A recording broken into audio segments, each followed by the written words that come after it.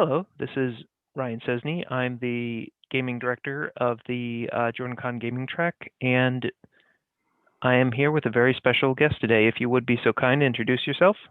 Hey, my name is Matt Corley. I'm a freelance game designer, writer, and also a publisher.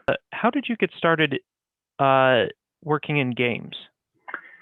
Yeah, so I kind of fell on it or fell into it. I'm a pharmacist by education, so completely unrelated.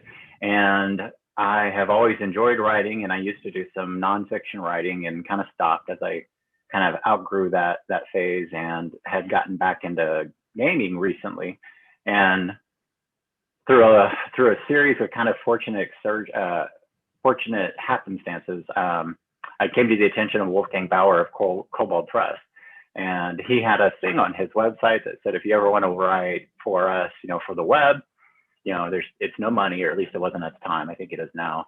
But we are happy to see and give new writers a chance and just kind of see them there and have other folks do the thing. So I sent him an article or two, and those got published. And then while I was going back and forth with the editor of that area, I just mentioned that what I was doing on my home game, which was redoing an old Pathfinder book there, Tales of the Margrave. And he mentioned it to Wolfgang, and Wolfgang asked for a pitch to convert the entire book over to 5th edition D&D, and that's really how it started. So my first paying gig was actually a hardcover book that ended up being a Kickstarter that over 100 grand. I mean, it was just like, boom, it exploded. And then from there, it came to the attention of Sandy Peterson, and I've written or co-written 16 hardbacks for him now. They're all little ones. So for 4-book series, we actually finished the last one today, or at least I finished my part of it today. And then, of course, I do my own stuff as well, which is typically in the horror type mystery genre as well. So a couple books there too. I see. And out of all your products that you have done, what would you say is the one that you're most proud of? Ooh, so that's kind of hard, and I'm cheating because I think that's not a good answer. I'm always proud of the project I'm on.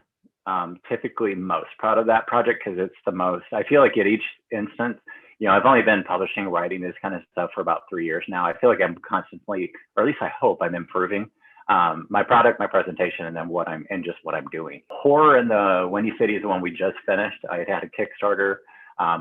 Really, really proud of that one for a couple of reasons. One is it is basically an expansion of my own system, which is a kind of a knockoff of or a hack of D&D 5e.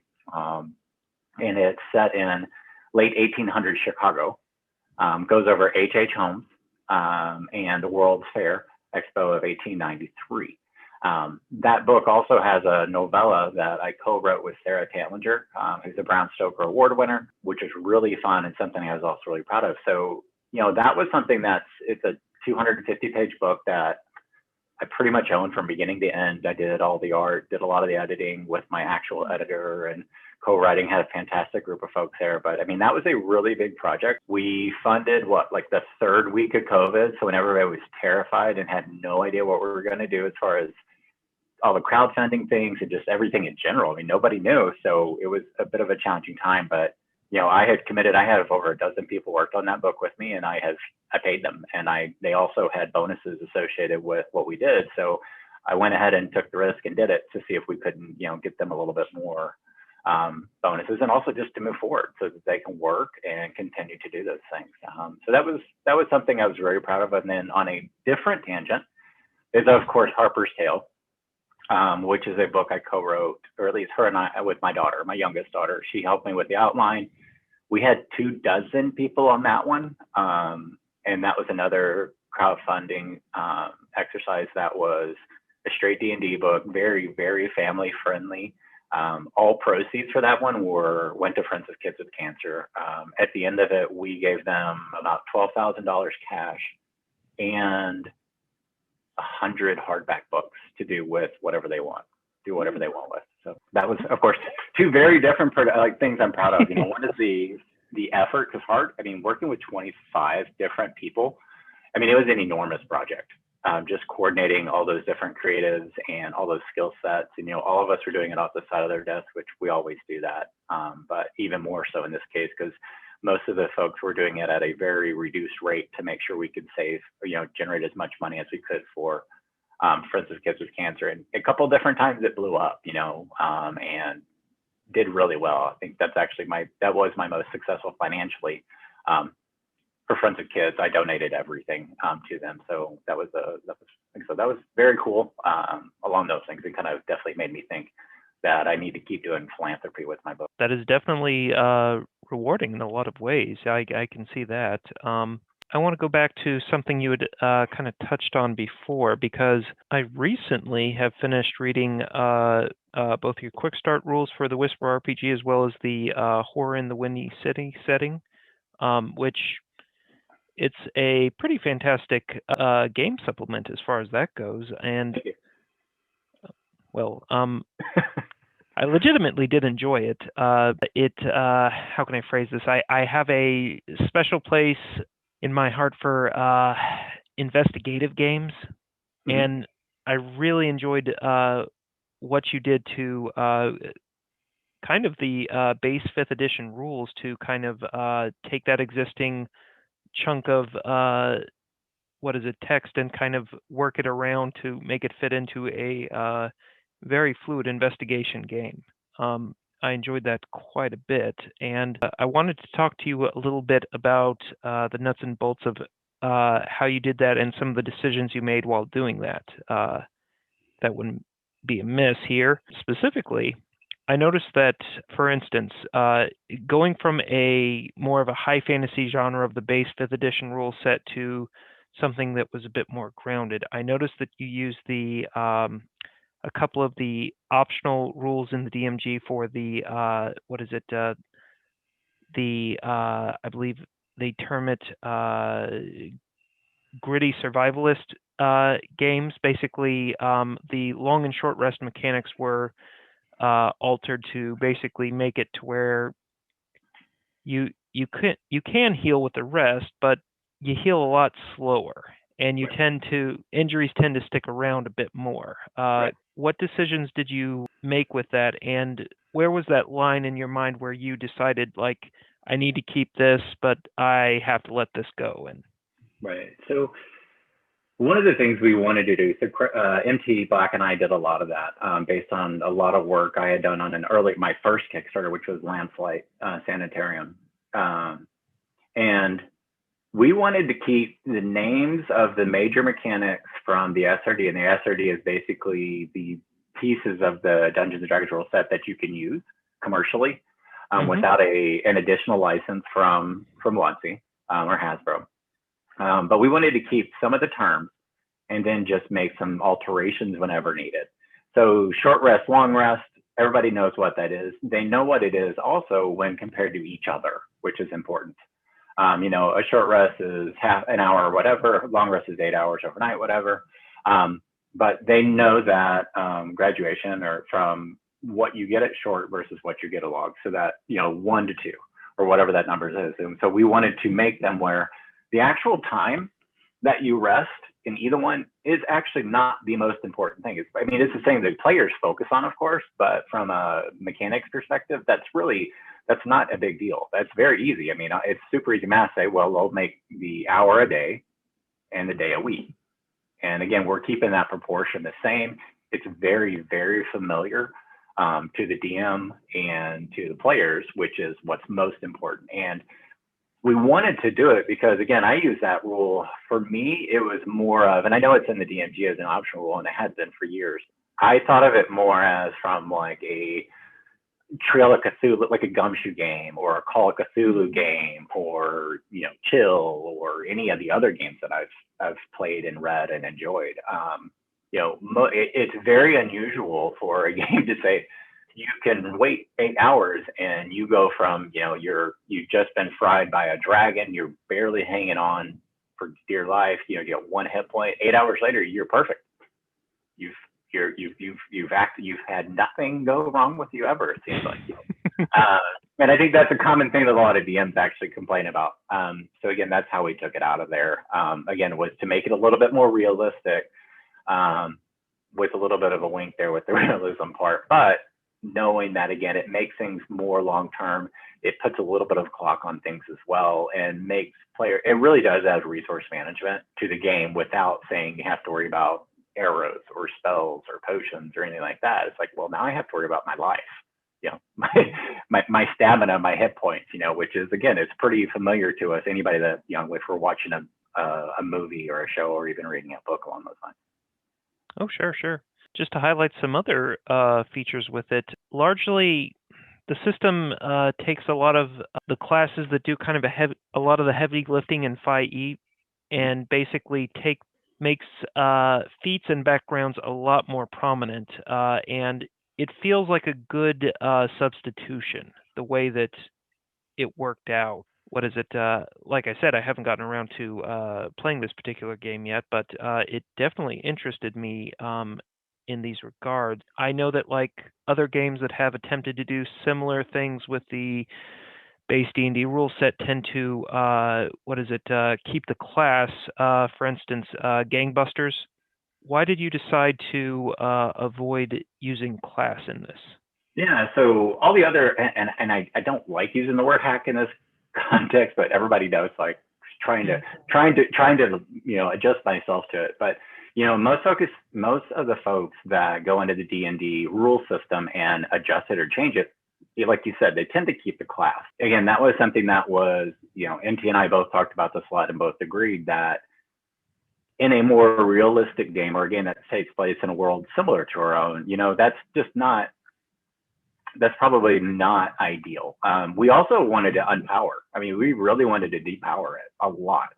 And there's a couple different things to that. So again, once we start taking away spells, and again, spells are actually back in the system in a manner of speaking, but once we start taking away all the features that the classes get, and we're already de-emphasizing combat to a point as well, you kind of take away all that stuff. And it's not there anymore. And if you left it there, it wouldn't be necessary, or it would go ahead and go back and adjust your game back away from what your primary purpose was, which in this one was to make more of a investigation and a horror game.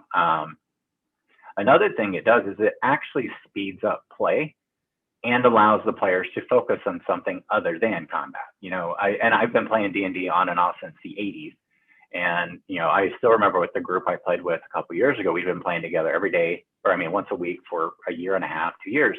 And no matter what happened each person's turn, especially when we get higher levels, would take 5 minutes because they're like kind of over-analyzing and thinking about things and I think that's natural, because that's one of the ways, combat is emphasized in D&D a lot because it is heroic fantasy. But the rules push you to do it. I mean, most of your meaningful decisions in D&D are around combat. Oh yeah. Or a spell, a spell, or if it's not directly in combat, it's something to do with like a spell or a feat or something like that. But again, it's still basically combat. Sure. It has a very combat-first approach to it, which that kind of leads me to another question in this. Because you wanted to make a very non-combat focused game, why did you choose a base system that kind of was so synonymous with the combat? Sure.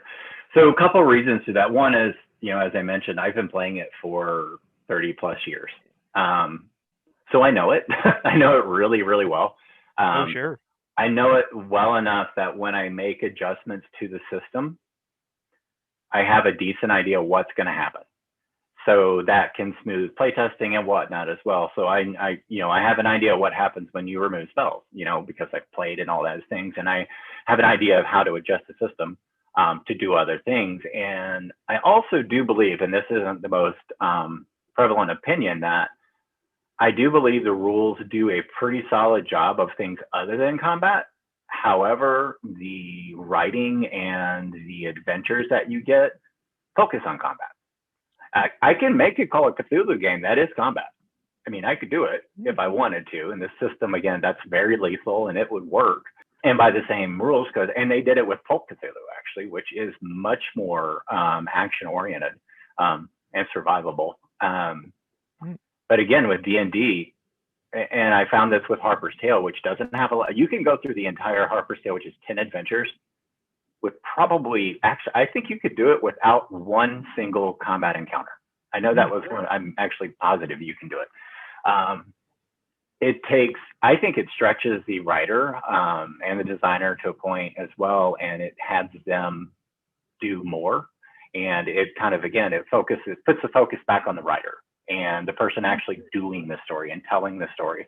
So again, I don't think it's actually as big a difference as folks realize. And again, that's what I hear most, like, well, why didn't you just play Call of Cthulhu? And the other reason is my players did not want to learn another game at all. I mean, I got flat out told no. I tried to trick them into it anyway, and we did play one game of Call of Cthulhu and one game of Trail. But from a other perspective, D&D has the biggest audience, easily. You know, probably more than just about everybody else combined, even with Call of Cthulhu coming up to number 2. That's a distant 2. So if I can find a way to tap into that audience, you know, that's, I saw a number the other day about the number of people that play it. If I got a fraction of a percentage, you know, I mean, like a 1/10,000th of the number of people, I could probably quit my day job, you know, because there are that many people out there. And with Critical Role, when they played Crystal Palace, yes, they played a Call of Cthulhu game, but that is a D&D crowd. And they truly loved it. That game went crazy. I mean, 1 million heads. They sold out Call of Cthulhu starter kits within like days. So I do think that the audience that plays D&D wants other games and wants other experiences. And I do think that Whispers is really, I think it's really unique in the other D&D packs and versions out there. So a little long-winded, but hopefully that kind of got you there. No, that's a good answer. And I was just going to say that, yes, I've been noticing, how can I phrase this? I've seen editions of D&D come and go, and although some of them have kind of tried to splinter out into other genre and other attempts at this, 5th edition seems to be the one that seems to be catching on as far as different ways of play. Like, what is it? Back when I was playing Pathfinder as the de facto, they had a horror companion that they released, for instance. But I mean, I've never heard of anybody using it. I've never heard of anybody, you know, playing with it. And usually when they do, they bought it for the, you know, increased monster stats and just, you know, threw the tentacle monster inside the Lich's lair, and now he's a minion. Yeah. So I think that's actually a fantastic point, and something that I've talked about a few other times is that in some perspectives, what a typical D&D party goes through is horrific.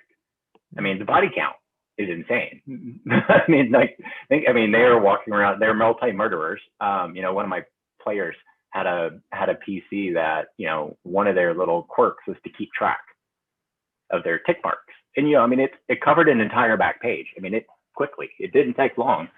So if you're going to do horror, or if you're going to do investigation, you need to actually do horror, or you need to do that. You can't just, you know, throw a monster there, because that's what D&D is throwing a monster there. You know, we've already got vampires. We've already got Frankenstein. We've already got werewolves. We've already got everything.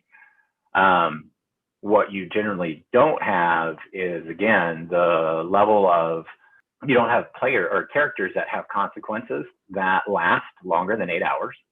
You don't have situations where players have to make decisions that put their characters at risk permanently for either getting changed, like a sanity mechanic, or a lingering injury, or even, you know, a permadeath.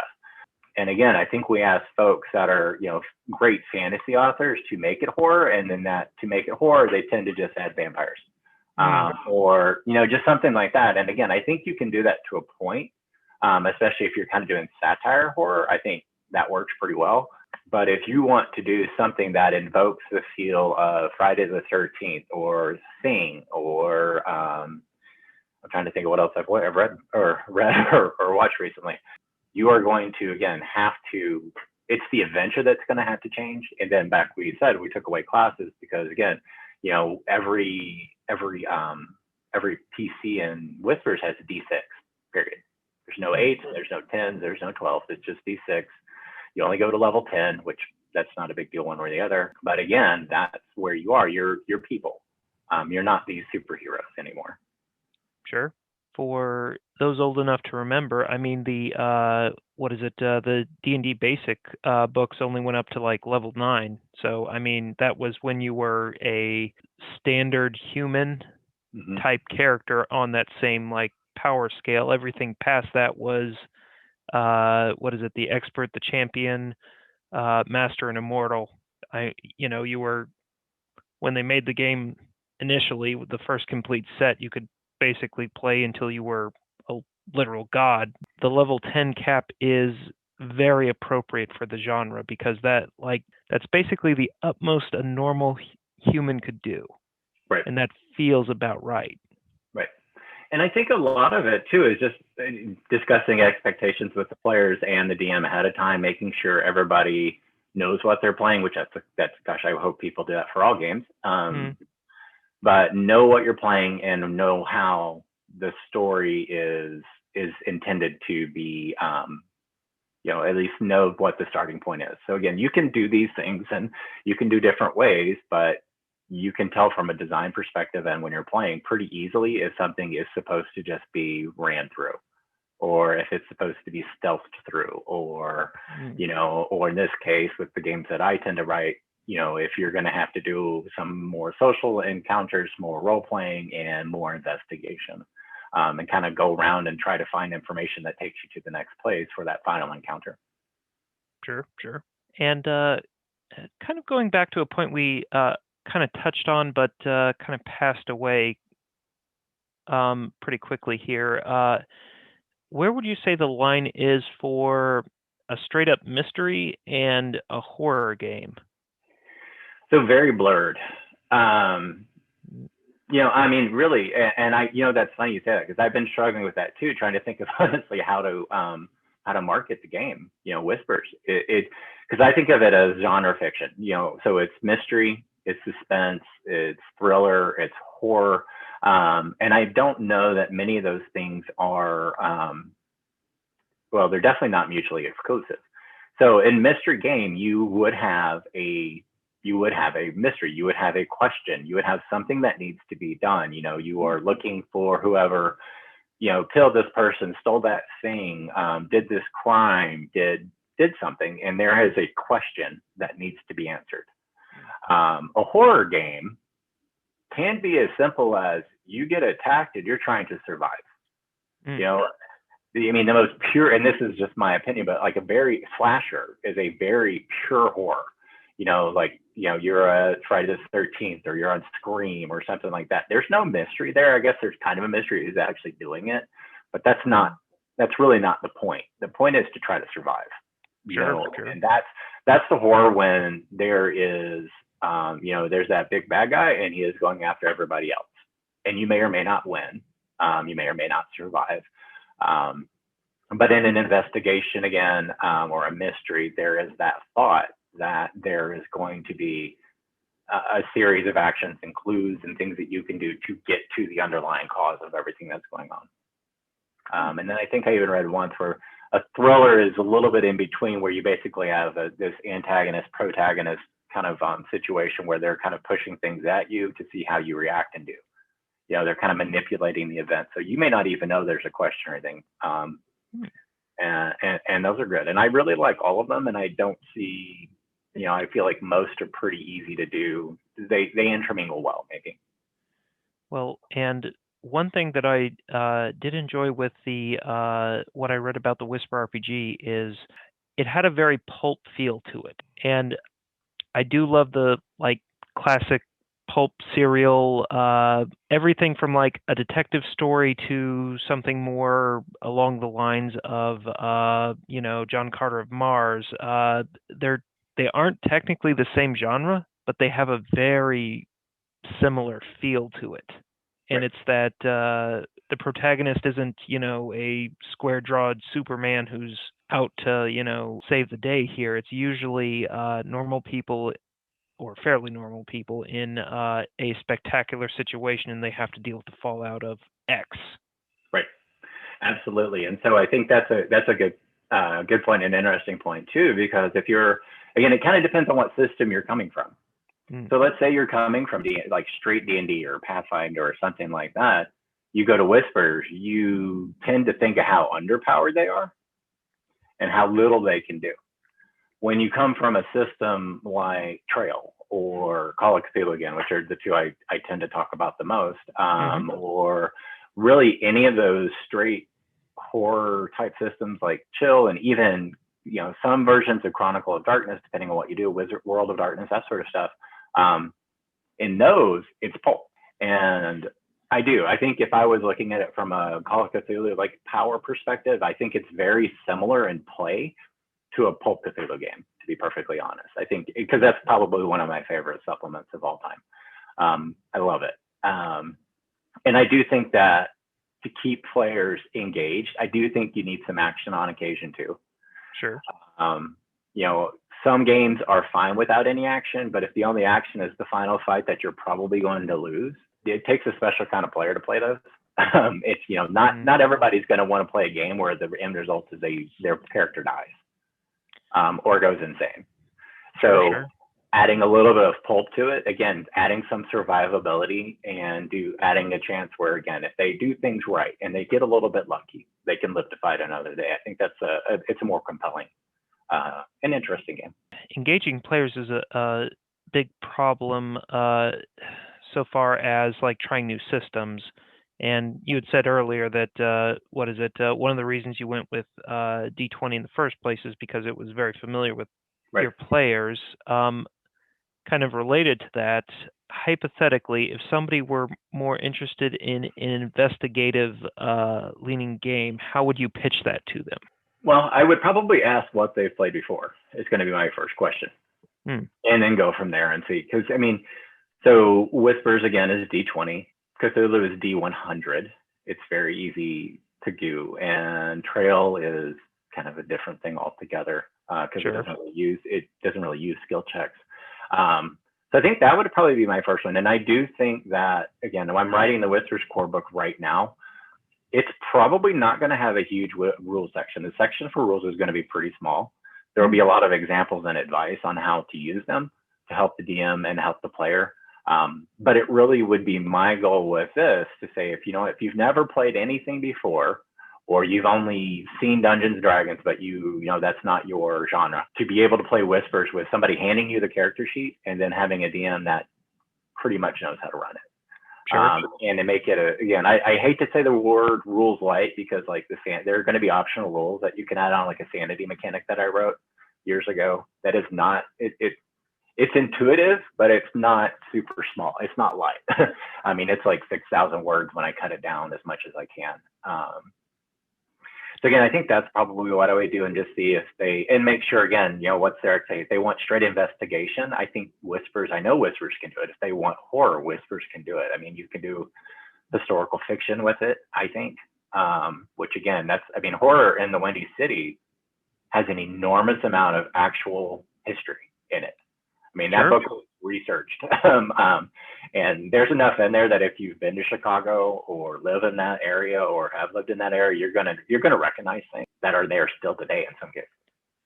Well, and one thing that I appreciated from that book is the care that was taken with the history. I would, aside from Harlem Unbound, I can't think of a supplement that really treated it as delicately and as faithfully without shying away from the ugly bits. So that might be the nicest thing anybody's ever said to me. So thank you. Harlem Unbound and Chris Spivey, one of the most important books that I think that we have in RPG right now.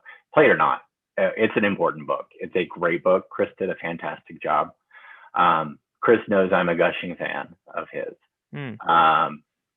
And that's important to me. It really, really is. With Harper's Tale, again, I told you we had 24 people. We did everything we could. We very consciously made sure that it wasn't just a bunch of 40-year-old white guys working, to be perfect, just to be blunt. You know, that's what I am. We've got that in covered. That one's not too hard. And making sure that we have people of color, people of different genders, and just kind of LGBTQA plus and just everything. We got everybody in that we could. And in that book and in this one, the art reflects it. There are people of all sizes, races, colors, creeds, and everything else. One of the main characters in the Devil's City is trans, and it's 50-50 men and women in most cases. And again, it was just really important to do that. And again, to your point, not shy away from it. I don't want to make it seem like those things didn't happen at all, but I want to make sure that I show the respect and make sure folks understand that that's not, it's just because it was happened isn't, and it's being included in the game for context doesn't mean that's what I believe or that's what I think it should be. You know, we had probably one of the things I'm very happy, one of the things I was very proud of and happy with is Robert Greene, or Dr. Greene, wrote that section on the people of color or persons of color in the late 1800s in Chicago. Robert is a professor at a university and teaches civil rights. I mean, he is a civil rights expert, and that is what he does. And he did a fantastic job of covering that stuff. And there was no way that wasn't going to be in there. And like you said, I wish more folks would do it. I think people, I think people don't think about it enough, you know, and again, it's not easy to do. It takes a lot of effort, but it's effort that's really worth it, I think. And it adds a lot to the game. Well, and especially with certain historical aspects, it's extremely hard to give this respect without basically beating somebody over the head with it. In my mind, it's an element that's present, and you can't deny it's not present. But at the same time, you know, you don't want that to be the centerpiece in a lot of cases. And you know, to kind of to segue from this, I was actually very delighted to read that when I went into the book, because I do enjoy involving actual history into a lot of games, particularly set in the appropriate era. And this has been something that I feel in a lot of cases it's been handled poorly, and that made people want to shy away from it simply because of the reaction that a lot of people had from, say, you know, that I forget the name of the module, but it was a very problematic representation of a Native American gentleman named Testifying Cooter in a Call of Cthulhu adventure, and he was just an absolute stereotype of it, not necessarily throwing stones at anybody involved in it, but it was something that I remember the publisher had gotten a lot of flack from, and as a result, they kind of like stepped away from it and then just didn't include anything with Native Americans in it for the next year or two of their publications, which I think that had the opposite effect of what they were trying to do by including something like that in the story. I don't know. Yeah, but I think that's, you know, so something we dealt with Horror in the Windy City, just researching it, was like, you know, the term archival silence. I mean, it was hard to find information, very, very hard to find a lot of information. And even, you know, Robert even mentions it when in some of there where we can't find pictures that aren't potentially offensive because they don't exist, you know. And again, you know, there were large neighborhoods that were freed slaves or that were African Americans or other folks, and I could find nothing other than the name of the neighborhood until like the 1930s. And there were neighborhoods I really wanted to include, but I did not want to sit there and make up a page of stuff without having that information. So, you know, I just couldn't, unfortunately. And to your point, like you said, I mean, it's something that you need to be respectful of, and I don't want to shy away from it because I do want to do other books about the South. I'm from Alabama originally. I would like to do books with an American Indian kind of basically kind of taking it as the perspective of the first peoples and doing all of that stuff too, because there's a great, amazing history and so many interesting things that we just don't know about, unfortunately. And it's we could and we should, and that's how we find out, is by doing that research and bringing it out.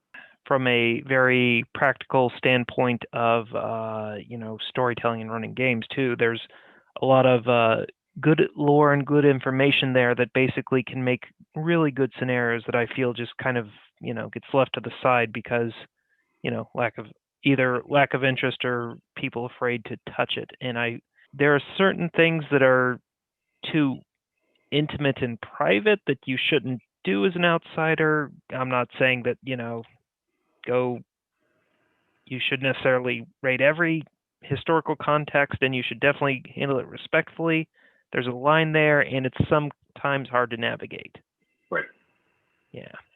Anyway, I had gotten a couple of questions from some congoers about some of the more business leanings of game design and the production thereof. First of all, question that kind of comes up a lot. So hypothetically, I got an idea for a game. I like it, obviously, because it's in my head. How would hypothetical me go out there to say okay, does anybody have any interest in animate robots in Mars, basically programmed from a historical file, so they think it's the Renaissance on Earth and they're just acting out human society there. That's my game idea. How do I know if anybody's going to like it? Ooh, so it's going to be tough. Everything about self-publishing is tough. Everything about publishing is tough. Everything about freelancing is tough. It's very hard. It's a lot of work. To be honest, there's no money in it. But for some people, it's a passion, and it's something that you just want to do. And you want to get things out there for whatever reason and do whatever good you can with them. If you're looking to get into it, into game writing and game publishing, I think the first thing you have to do, unfortunately, is you do have to be involved on Twitter, Facebook, probably too, on any groups that are using the system that you're using. And if you're creating your own system, I'm going to tell you that's challenging. People have asked me, and Whispers is close to me making a system as I will ever get. I don't want to reinvent the wheel. I want to use all the hard work that someone else and other folks have done ahead of time to make my job at least a little easier, so I can focus on the color and the evocative details and what makes it interesting to me, and not focus on the math constantly. And I'm a math person. So that would be the other thing. And is whatever system you've decided to do, go find that Discord. Discord, I'm not on it much at all anymore, but I used to be. But Discord has an enormous gamer population, and so does Twitch, of course, too. And Discord, you can go on there and you can find huge followings of folks that are like-minded. Maybe you want science fiction people, or you want anime people, or you want horror or whatever, and you can find those groups, and those groups will often have games sections or whatnot, and then you can start talking about it there. And if folks are interested, then you can grab a couple people on Discord and do a Zoom call and play a game. That's the one good thing. When I played, it was a very, even in the 90s and actually until recently, we couldn't play. There was no internet when I started playing. It was not easy to find people to play. You basically had to be good enough friends with them that you thought you could ask without being embarrassed. At least, when, again, that's how old I'm in my 40s, and that's kind of how it was then. So again, I think Discord is a huge opportunity. Reddit probably is. I'm not on Reddit anymore. I used to do Reddit a long time ago and decided that wasn't for me. But it's just like anything else. You have to get out there in the social media, whatever social media you have a presence in, and start pitching it and start seeing if folks are liking it and see what it is. And you may even find that the game's already out there and just needs to be tweaked. Maybe there is something like Fate. Fate's a very open-ended system. So is Powered by the Apocalypse. And there are a couple others too, where maybe I could just make slight tweaks here and there and I can get my rapier welding mechs on Mars, fighting for honor. I know it's not necessarily true of all more open systems, but I do know that, for instance, the fella, I'm blanking on his name, but the guy that had published the original Apocalypse World actually encouraged people to kind of hack his game and use it for their own purposes. And I believe I remember there are a couple of versions of that he actually wrote introductions for, including Dungeon World, which it kind of like went all the way around to where it started like with him not wanting to play D&D, so he made another game, and then eventually it got so popular that it came back to like somebody wants to play his game with D&D. Yes, exactly. Yeah. So those rules are very open, and again, I think that's something to look into too, is to make sure you understand a little bit about IP and what's open, what can be used, because there is a lot that you can almost copy and paste and just use or reference at the very least, so that you don't have to reinvent the wheel again. And everybody's a little bit different. Some people are completely open. Whomever makes Eclipse Phase, I think Eclipse Phase is completely open. Savage World has very end user friendly licensing, as far as I know. Call of Cthulhu does licensing, but they're changing their kind of process around that, it seems like, a little bit. D&D does not license at all. Yes. And that's your, I don't know. I don't know. I guess Critical Role got it, but yeah, Hasbro's not gonna chat to too many people. But again, that's the thing too, is just make sure you have an idea of what's out there to be used. Yes, and I remember last year the basic role-playing system that Call of Cthulhu uses actually is open for a free gaming license, but I believe they include the stipulation that you can use the base D100 system, but you can't use any of the mechanics associated with their most popular game. So you can't use Sanity for Call of Cthulhu, or from Call of Cthulhu. You can't use the rune system from Golgotha. It's handy if you are in a group that basically uses that system a lot, and that's what but restricting in other ways. But at any rate, in this hypothetical process, I've gone on Discord. I've gotten some people excited about my Robots on Mars game, and I have it all typed out, and I'm fairly sure that it's above board as far as IP concerns are. What is my next step in this publishing process? Yeah, so I'm going through some of this now, again, as always. And so you kind of have two options here. And you doing one doesn't mean you can't do the other. Actually, you should explore both until you have to choose. You could self-publish. In RPGs, especially, self-publishing isn't unusual. There is still a very big challenge of finding an audience. A huge challenge is to find an audience, actually. But there are self-published, and again, I'll include myself in that, products that have excellent production value and content and editing. And again, you could put them up to somebody else. We could put it up to a WotC book, and it would compare favorably. I mean, obviously the content is different, but the quality of it is fairly similar. But if you want to pitch to an established publisher or a third-party publisher, first thing you need to do is go ahead and make a list of anybody that makes a game similar to, even vaguely similar to what you have. Most folks are not going to go into a game that is a new system. It's just not going to happen. There's too many unknowns. So, if your system's D20, or if it's Pathfinder based or whatever, or it's a supplement for whatever, you can certainly ask them. And you make that list, you check their website, you make sure it's something that they would probably be interested in based on what they've already published. You make sure they're open for submissions. Not everyone says they are, but if somebody says they're not, that means they're not. Don't bother them. And then you're going to write yourself a pitch, and your pitch, a couple hundred words. It should be, like the 2-minute pitch. And again, that's actually what I'm working on here. And to be perfectly honest, Whispers, I just did my tax. Well, didn't do my taxes today, but I did my rough taxes today. And, we earlier spoke about how, we don't make any money publishing. Horror in the Wendy City cost me without me paying myself for anything, and I wrote well over half of it myself, about $12,000. After the Kickstarter funded and I got my portion, it was, I made $500 for me to write 30,000 words, do 20 pictures, edit 200 pages, do all the publishing. So again, I'm at that fraction of a penny rate.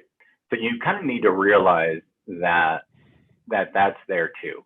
So, and that's why I'm actually going through this too, because I'm going to be pitching Whispers with 2 other publishers as well, to see if anybody wants the IP, because I've established it to a point.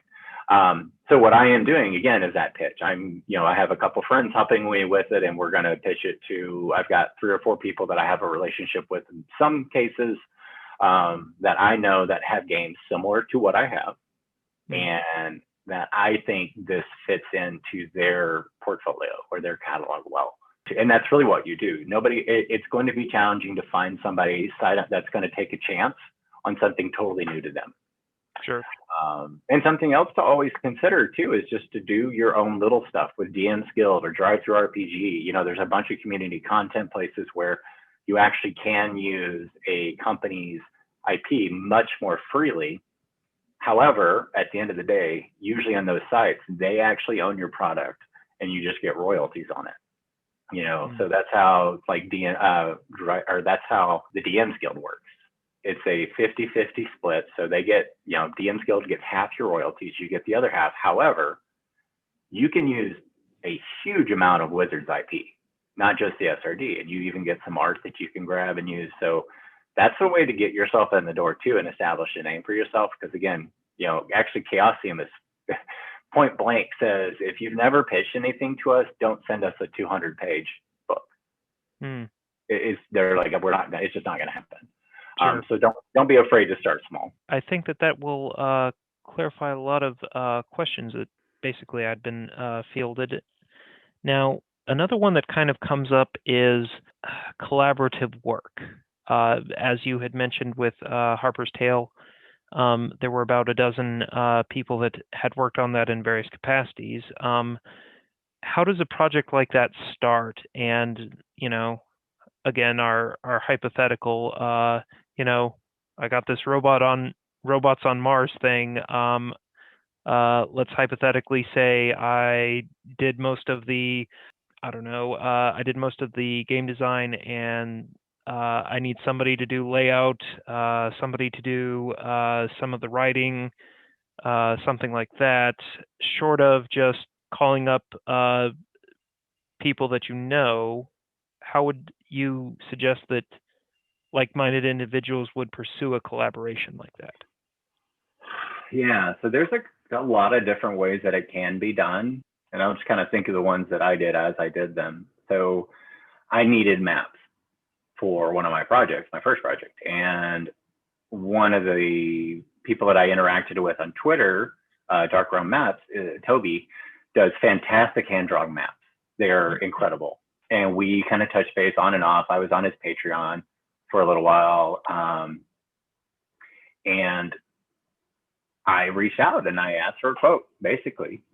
So if you find folks that you like, in whatever industry it is or in whatever skill set it is, if they're a cartographer, an illustrator, if they're a writer, even if they're an editor or a layout person, find those names in the books or in the products that you have and follow them on Twitter and ask. It's actually, you would be shocked at how, first off, almost everybody's incredibly nice. That's how they get their work in a lot of cases too. So this is, they will tend to take you seriously, at least at first, and not blow you off, and see what works. I will look again at people whose work you liked. And if you're able to try to get a reference, that's really hard. But one thing that you can do in collaborating is to make sure you keep it in bits, excuse me, and in kind of small pieces. And I did that with Horror in the Windy City really well, because it bit me in the bottom on some other books where I did have a lot of collaborators. Horror in the Windy City was a dozen, Harper was 24. But the writing, I made a big list, and it was on Evernote, it was on a shared doc, And basically the writers or I assigned each section. And when they finished that section, they got the next section. So I never had one writer that required or that had more than 1,000 words outstanding. Because when I have a writer that has 10,000 words outstanding, the book's on hold. If I have it at 1,000 and there's 9 that aren't assigned, I know I need to do it or I need to get it to somebody else. And if somebody flakes or, and unfortunately that happens, or if circumstances occur, which also happens a lot, where that person has to do something else for his period of time, I need to be able to have them in a small enough chunk of work that I can either leave them with that and then pull the rest back and redistribute it. So again, not ever relying too heavily on a single person will help you out a lot, because everything's going to go a little slower than you think it will. And being organized, again, is incredibly important. And again, I wouldn't overextend any kind of collaborations until you really, really know somebody, because you can get yourself in a bind. I mean, I haven't gotten in too much of a bind ever, but I've been on the other end where I was working on a book with someone. So I was contracted. It was me and another writer contracted to write an adventure path, which were 100,000 page or 100,000 word book. We both got the contract. He got it a month before I did. My book was supposed to come out 2 months after his. My book came out before his first page was finished and sent. So he did eventually get canned. I didn't work. I was a freelancer at the time, but that's something that publisher are always going to be worried about, is this collaboration. Is when you have such a huge responsibility, or you have such a huge amount of work on one person's shoulders, there's risk there too. So again, I kind of answered it in circles a little bit, but I do think collaborating is wonderful. But again, know what you're getting yourself into, be open, be honest, and realize that, again, it might happen where it just doesn't work, which I haven't had that happen very often at all, but it could certainly not work. Sure. And time's getting a little bit away from us here. I did want to make some time for your charity efforts. Obviously, we talked about Harper's Tale a lot, but you have another one coming up, if I'm not mistaken. Yes. So to give the background on one of the things, like I've always done a little bit of charity work. I'm probably not much more than anybody else, to be honest with you. But on February 2nd of the year before last, my youngest daughter, Harper, was diagnosed with leukemia. And through that whole process, we were introduced to an amazing support network of people, and 2 organizations in particular, Friends of Kids with Cancer and Pedal the Cause, made things better for us, And I may not cry, we'll see. Friends of Kids with Cancer came in to see us when Harper was like 2 or 3 days in. We found out on a Saturday, and I think they came in on Monday, and they gave her a gift card for like $300, which every kid that comes into that ward, that comes into the oncology ward, gets a gift card and toys.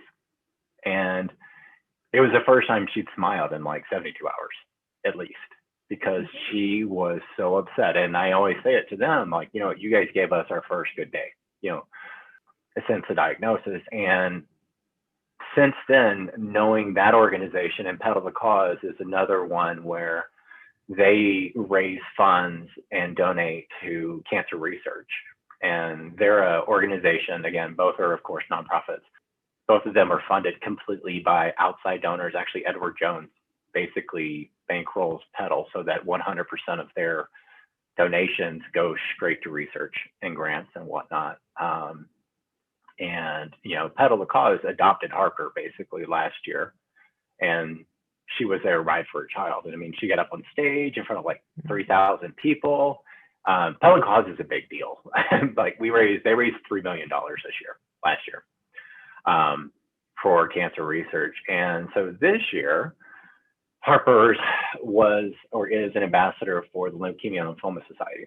And I'm doing something for them right now, which I'm doing a triathlon, and I'm just raising a little bit of money. But the big thing I'm doing this year is actually for St. Jude. And again, another children's cancer, and just another children's hospital. And for St. Jude's, I'm going to be doing Whispers RPG. So I'm still going to be doing my RPG book. I'm going to do it on a platform that allows me to fundraise, or at least allows me to give a portion of the money raised to charity. So it will not be Kickstarter. Kickstarter does not allow that. I believe it's going to be Game on Tabletop is the company that does it. They're big in Europe. But 10% of all gross on the fundraiser, on the Kickstarter, or I'm sorry, on the crowdfunding project will go to St. Jude's. So we hit 20 grand, they get 2 grand. If they hit 100 grand, they get $10,000. I don't know. We'll see what it is. And that's in addition to the other fundraising and stuff that I do. You know, I do it kind of periodically where I do stuff with grants and stuff for my company to get things that way. But, you know, if you've been affected by, you know, cancer or, you know, honestly, anything, we've done, we donated everything from, was it June to the NAACP last year when, you know, the riots started really bad last summer. Every dollar I made at Drive-Thru RPG for that month, because Harper wanted to do it, her and I talked about it because she owns the IP, went to NAACP, Legal Defense Fund. So again, we kind of do it all the time, and I know it's not I don't have a website right now because it's so far out, but I would encourage you and anybody to kind of look at what kind of organizations you like and try to find folks that support them and support them however you can. I mean, a share, a like, a comment, a tweet, a post, everything makes a big difference to us because we can't get people to see it. When Harper's Tale, I had books to sell to give them their last couple $1,000. I had 100 books, I think. Matt Mercer from Critical Role, I just threw it out there. I tag him all the time, not too much anymore. I'm like, maybe Matt will see this and we'll see what happens. He did. And I sold out of 100 books in 6 hours. And then people went to Drive-Thru RPG anyway to buy them directly from me and Harper.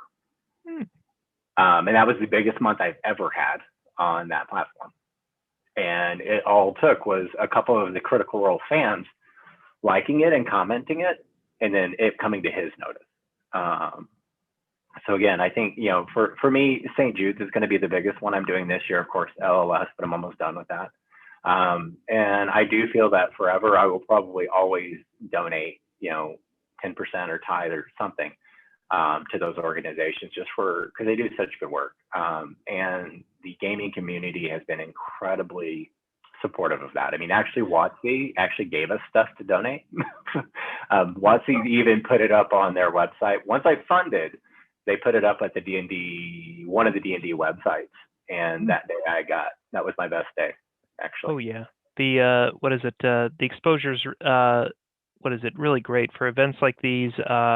Word of mouth helps out a lot. So I'm hoping that, what is it? Our limited platform can help you with that. What is it? JordanCon, I believe our donations usually go through to the Mayo Clinic, but by all means, you know, this is something that is a very good cause as well.